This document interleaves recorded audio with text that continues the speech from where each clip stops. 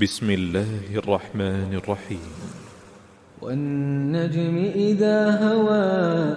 ما ضل صاحبكم وما غوى وما ينطق عن الهوى إن هو إلا وحي يوحى علمه شديد القوى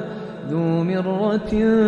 فاستوى وهو بالأفق الأعلى ثم دنا فتدلى فكان قاب قوسين أو أدنى فأوحى إلى عبده ما أوحى ما كذب الفؤاد ما رأى أفتمارونه على ما يرى ولقد رآه نزلة أخرى عند سدرة المنتهى عندها جنة المأوى إذ يغشى السدرة ما يغشى ما زاغ البصر وما طغى لقد رأى من آيات ربه الكبرى أفرأيتم اللات والعزى ومناة الثالثة الأخرى ألكم الذكر وله الأنثى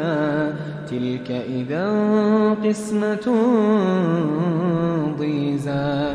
إن هي إلا أسماء سميتموها أنتم وآباؤكم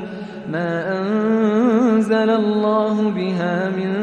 سلطان إن يتبعون إلا الظن وما تهوى الأنفس ولقد جاءهم من ربهم الهدى أم للإنسان ما تمنى فلله الآخرة والأولى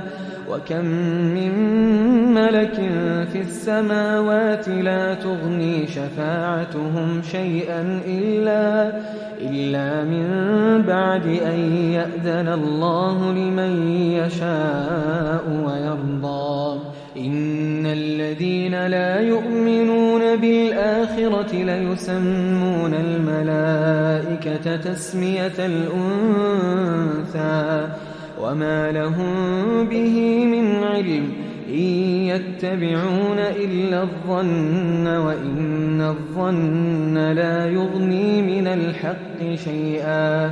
فأعرض عمن تولى عن ذكرنا ولم يرد إلا الحياة الدنيا ذلك مبلغهم من العلم إن ربك هو أعلم بمن ضل عن سبيله وهو أعلم بمن اهتدى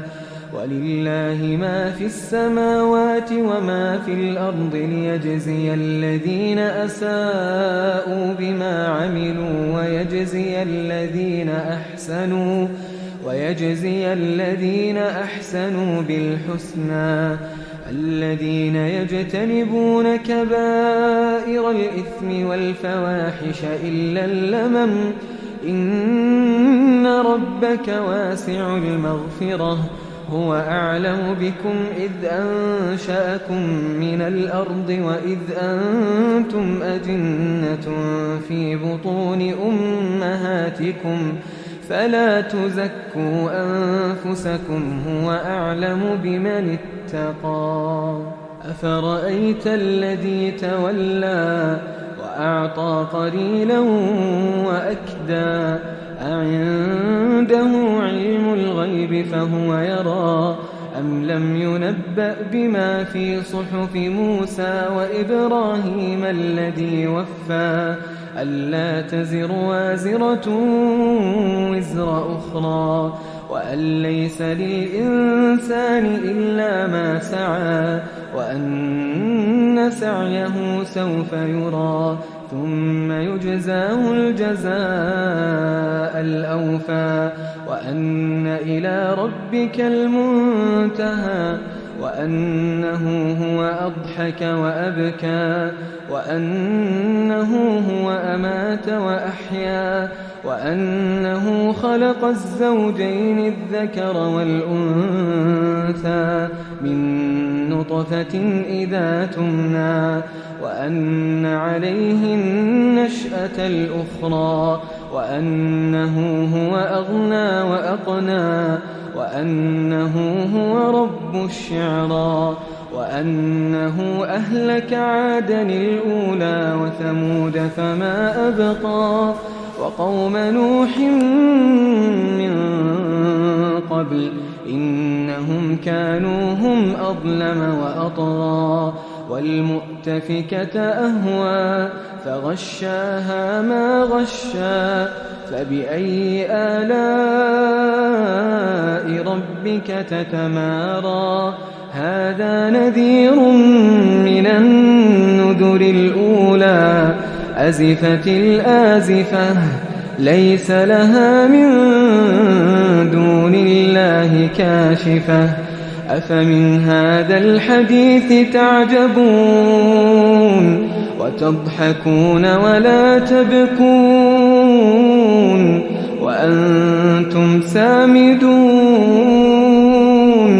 فاسجدوا لله واعبدوا